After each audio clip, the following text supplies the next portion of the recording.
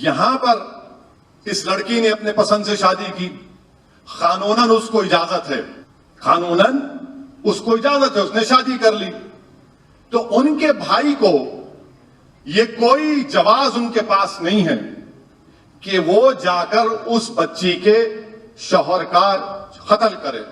AIMIM नेता असदुद्दीन ओवैसी आखिर किसके पक्ष में अपनी आवाज बुलंद कर रहे हैं? आपकी स्क्रीन पर यह है एक दलित युवक बिल्लीपुरम नागराजू और उसकी पत्नी अश्विन सुल्ताना, एक मुस्लिम। कल ही मैंने आपको बताया था कि अश्विन सुल्ताना के इन दो रिश्तेदारों ने बीच सड़क में हैदराबाद के सुरूर नगर में चाकुओं से और रॉड से उसे मौत के घाट उतार दिया। कल ही मैंने आपके सामने एक कार्यक्रम किया था और अपने कार्यक्रम में कहा था कि मैं उम्मीद करता हूं असदुद्दीन ओवैसी जो हैं बिल्लीपुरम नागराजू के पक्ष में और अश्विन सुल्ताना के पक्ष में आवाज बुलंद करेंगे। मैं शुक्रिया अदा करना चाहता हूं ओवैसी साहब का कि उन्होंने बिल्लीपुरम नागराजू के पक्ष में आवाज उठाई। मैं फिर से आपको बताना चाहूंगा कि मुद्दा क्या है। आज से 2 रात पहले बिल्लीपुरम नागराजू और अश्विन सुल्ताना दोनों एक स्कूटर में जा रहे थे। तभी अश्विन सुल्ताना का भाई और एक और व्यक्ति उनके पीछे आए, उनके 2 व्हीलर को रोका, उन्हें बिल्लीपुरम नागराजू को गिराया जमीन पर और रॉड्स और चाकू से उसे मौत के घाट उतार दिया। बदहवास अश्विन सुल्ताना को देखिए, वो अपने भाई को रोकने का प्रयास कर रही है, मगर उसका भाई जो है, उसका राक्षस भाई रुक नहीं रहा है और उसने एक दलित युवक को मौत के घाट उतार दिया।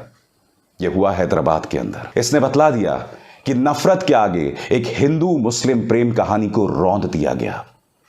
मगर आज मैं आपको एक बात बतलाना चाहता हूं, बेशक एक हिंदू मुस्लिम कहानी को रौंद दिया गया, मगर वो हारी नहीं। आप जानते हैं इस पूरी घटना की सबसे बड़ी त्रासदी ये थी कि बिल्लीपुरम नागराजू और अश्विन सुल्ताना 10वीं कक्षा से ही एक दूसरे से मोहब्बत करते थे। उसने उसके परिवार से यह तक कहा था कि मैं इस्लाम धर्म अपनाने को तैयार हूं, मगर फिर भी उसके वहशी दानव राक्षस भाई ने मौत के घाट उतार दिया। इसी के पक्ष में असदुद्दीन ओवैसी ने अपनी आवाज बुलंद की है। ओवैसी यह भी कहते हैं कि जिस तरह से बिल्लीपुरम नागराजू को उसके अश्विन के भाइयों ने मारा है, यह इस्लाम के खिलाफ है। क्या कह रहे हैं, आइए सुनते हैं। कानूनन जुर्म है, इस्लाम में बदतरीन जुर्म कत्ल है, बदतरीन जुर्म कत्ल है। याद रखो आप, जो मासूम लोगों का कत्ल करता है वो उसी हालत में अल्लाह के दरबार में खड़े होगा हिसाब किताब के दिन कि या अल्लाह, ये फला शख्स मुझे मारा था, अब तू मेरा हिसाब कर। आपने क्यों मारा उस बच्चे को? मैं कंडेम करता हूं, खुला खुला बोल रहा हूं आपको। आपको पसंद नहीं था, ठीक है, मुंह फेर लेना था, मैं पसंद नहीं, ठीक है, जाओ तुम। मगर आपने जुल्म किया, गलत हरकत की और मजलिस इसका कंडेम करती है। शादी निकाह 2 मुसलमानों के दरमियान में होता है, उसी को निकाह बोलते, मगर आपको इख्तियार नहीं है कि आप जाकर उस बच्ची के शौहर को कत्ल कर दें। जुल्म है, ये याद रखो। डरो अल्लाह से। कुरान करीम की अलमाइदा की सूरह अलमाइदा की आयत नंबर 32 को पढ़ो जाकर आप। अल्लाह सुब्हानहू तआला फरमा रहे कि अगर कोई एक नाहक इंसान को कत्ल करेगा, उसने पूरी इंसानियत को कत्ल करने के बराबर। किसी ने अगर एक की मासूम की जान बचाई तो उसने पूरे इंसानियत को बचाया। मैंने कल ही कहा था, मुझे इस बात का डर है कहीं इस मुद्दे को सांप्रदायिक ना बनाया जाए, और यह मुद्दा तभी सांप्रदायिक नहीं बनेगा अगर इस मुद्दे पर AIMIM, वहां की सत्तारूढ़ पार्टी और भारतीय जनता पार्टी जिम्मेदारी भरी भूमिका निभाएं, क्योंकि यह एक हेट क्राइम है, एक मजहब के खिलाफ हेट क्राइम है। जी हां, क्यों? क्योंकि बिल्लीपुरम नागराजू को इसलिए मारा गया क्योंकि वह दलित था, एक हिंदू था। अश्विन सुल्ताना के भाई उससे इसलिए नाराज थे और तभी इस घटना को अंजाम दिया गया है। मगर इस पूरे घटनाक्रम में हम सबको जिम्मेदारी भरे रवैये का परिचय देने की जरूरत है। हम इसे भड़का नहीं सकते, क्योंकि अगर हम इसे भड़काएंगे तो यह नफरत और बढ़ेगी। और इस लिहाज से मैं स्वागत करता हूं कि असदुद्दीन ओवैसी ने अपनी राय दी है।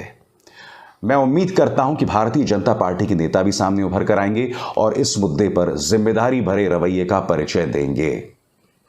और मैं उम्मीद करता हूं कि जो कुर्बानी बिल्लीपुरम नागराजू ने दी है, जो कुर्बानी अश्विन सुल्ताना ने दी है, वो आने वाले दिनों में मिसाल साबित होगी। आप जानते हैं सबसे बड़ी त्रासदी है कि अश्विन सुल्ताना ये कह रही थी कि मेरे नागराजू को मेरा भाई मारता गया रॉड्स और चाकू से, और आसपास भीड़ खड़े होकर नाटक देखती रही। भीड़ ने कुछ नहीं किया,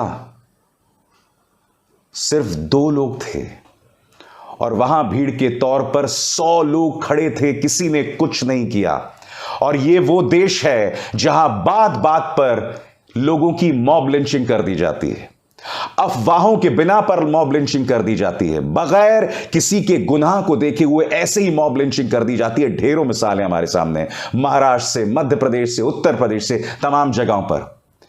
और जब उस मॉब ने देखा कि सामने 2 लोगों के हाथ में हथियार थे, और हथियार भी क्या थे, एक रॉड था, एक चाकू था, क्या इनमें इतनी भी हिम्मत नहीं हो सकती थी कि वो आके रोकते? जब वो अपना काम कर चुके थे तब भीड़ जो है उसके भाई की तरफ दौड़ती है जिसके हाथ में रॉड था। जब वो भाई फिर से उस रॉड से बिल्लीपुरम नागराजू को मारने के लिए आता है, उस भीड़ पर मुझे शर्म आती है दोस्तों। वो भीड़ ये भारतीय समाज बन गया है। मगर हां, बिल्लीपुरम नागराजू और अश्विन सुल्ताना इस समाज की एक छोटी सी उम्मीद है, एक महीन सी उम्मीद, एक महीन सी किरण है। मोहब्बत की मिसाल हमेशा आबाद रहे, मेरी ईश्वर से प्रार्थना है। आप जिस भी धर्म का अनुसरण करें, मोहब्बत की इस महीन सी, इस छोटी सी मिसाल को आबाद करने की हमेशा प्रार्थना करें। और आप जानते हैं मुझे सबसे ज्यादा खुशी किस बात ने दी? कल जब सबसे पहली बार मैं आपके सामने ये खबर लेकर आया था कि एक दलित युवक की हत्या 2 मुसलमानों ने कर दी, सिर्फ इसलिए क्योंकि उनमें से एक की बहन ने, उस दलित युवक ने शादी की थी। तब मेरे कमेंट सेक्शन में, चाहे फेसबुक हो या यूट्यूब, अधिकतर मुसलमान जो थे, जैसा कि मैं उम्मीद कर रहा था, अधिकतर मुसलमान मारे गए दलित युवक के साथ थे। वो लगातार ये कह रहे थे कि मोहब्बत को ये सिला नहीं मिलना चाहिए। वो लगातार ये कह रहे थे कि इस तरह से मोहब्बत को नफरत के जरिए नहीं दबाया जा सकता। मैंने जो उम्मीद की थी वही सामने उभर कर आया। हां, इक्का दुक्का लोग थे और इन इक्का दुक्का लोगों को मैंने ब्लॉक भी कर दिया है, क्योंकि मेरे इस मंच पर नफरती लोगों की कोई जगह नहीं है। मेरे इस मंच पर पीड़ितों और जो कमजोर और बेकसूरों के मैं मुद्दे उठाता हूं, सरकार से सवाल करता हूं, जो मैं अपने पत्रकारिता के करियर में लगातार करते रहा हूं। और एक और चीज मैं आपको बतलाना चाहता हूं, हमेशा याद रखिए, चाहे हिंदू हो या मुसलमान, औरतों का शरीर, औरतों की सोच उनकी अपनी है। औरतों के शरीर और उनकी सोच पर मर्दों का अधिकार नहीं है। इसलिए अगर एक औरत यह फैसला करती है कि वो किसी हिंदू या किसी मुसलमान या किसी ईसाई से शादी कर रही है, तो ये इसका अपना अधिकार है। मर्द औरत को अपनी मिल्कियत नहीं समझ सकते। इसलिए अश्विन सुल्ताना ने जो किया या उसके साथ जो नाइंसाफी हुई, वो सिर्फ इस बात तक सीमित नहीं है कि उसके पति की हत्या कर दी गई। वो गुनाह उससे कहीं बड़ा है, क्योंकि जब अश्विन सुल्ताना ने नागराजू से शादी की थी तो यह अपना फैसला था उसका। उसका परिवार उसका विरोध कर रहा था, मगर फिर भी उसने वो फैसला लिया। यह उसका अपना फैसला था। और जब उसके भाई ने नागराजू की हत्या कर दी तो यह अश्विन सुल्ताना के अधिकार की हत्या थी, उसके फैसले की हत्या थी। इस खबर को आप सिर्फ हिंदू मुस्लिम के आईने से मत देखिए। यह खबर उससे बहुत बड़ी है। यह खबर औरतों के अधिकार की बात करती है। यह खबर नफरत जिस तरह से मोहब्बत को रौंदने की बात करती है, और कई ऐसी मिसालें सामने उभर कर आई हैं, यह खबर उस बारे में है। मेरी इस बात पर जरूर गौर कीजिएगा। अभिसार शर्मा को दीजिए इजाजत। नमस्कार।